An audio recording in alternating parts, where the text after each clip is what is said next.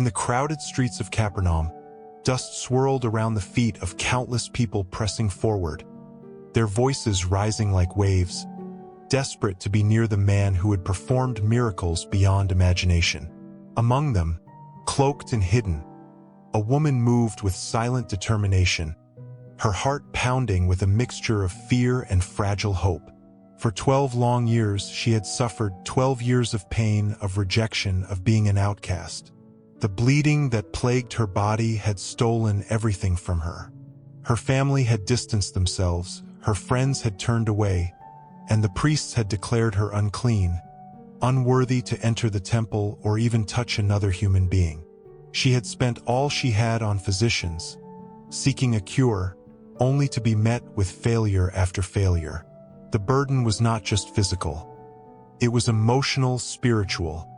A slow, relentless torment that had drained her of everything but the faintest whisper of hope.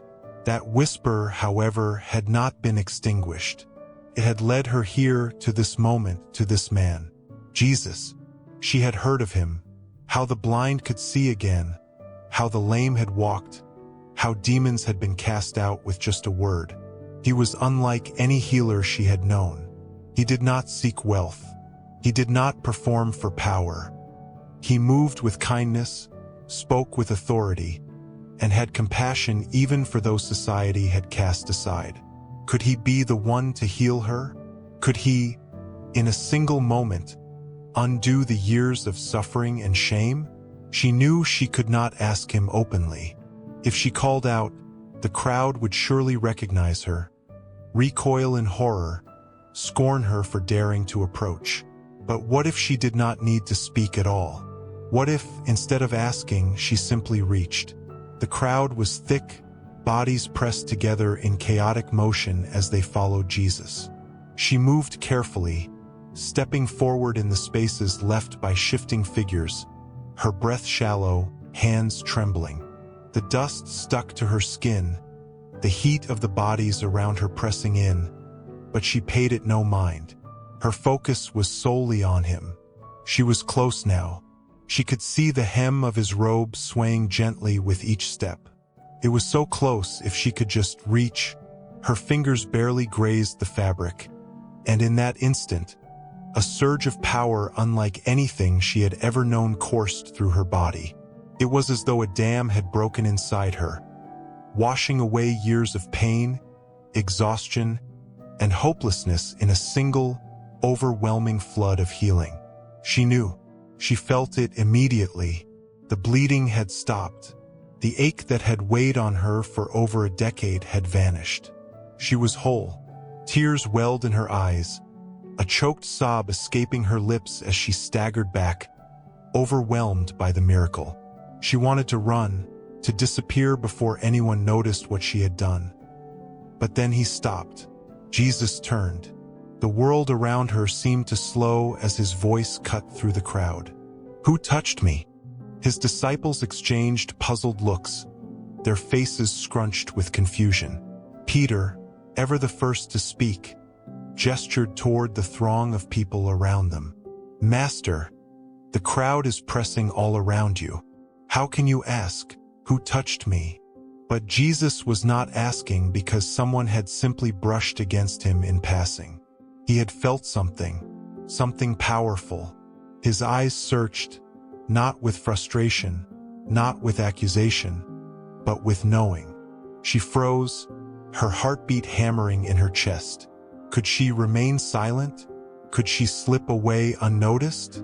No, she had taken something from him. She had received healing through faith alone, but she could not keep this hidden. Trembling, she fell to her knees before him, the weight of her fear, her shame, her past pressing down on her as she bowed her head.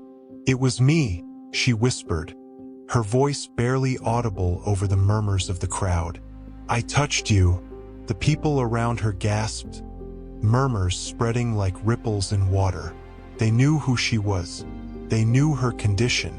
Some stepped back instinctively, as if her mere presence could taint them. Shame burned within her, but she forced herself to continue. With tears streaming down her face, she told him everything. How she had suffered, how she had sought healing for years, how she had only wanted to touch his robe, believing that even that would be enough. Jesus knelt before her, his gaze locked onto hers. And then, in the softest, most unexpected moment, he spoke a word she had not heard in years. Daughter. The word alone shattered her. It was not just an acknowledgement, it was restoration. She had been rejected, pushed aside, forgotten by all. Yet here, in front of the crowd that had dismissed her, Jesus called her daughter. Not outcast, not unclean. Daughter, your faith has healed you, he continued, his voice steady, full of love. Go in peace and be freed from your suffering. Peace.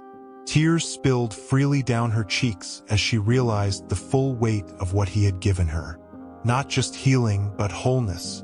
Not just an end to her suffering, but a new beginning. She had spent years thinking she was beyond redemption, beyond love. Yet here stood the Son of God, not only acknowledging her, but restoring her in front of everyone who had cast her out.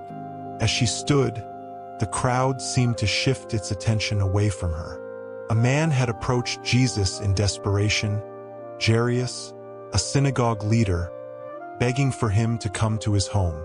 His daughter was dying.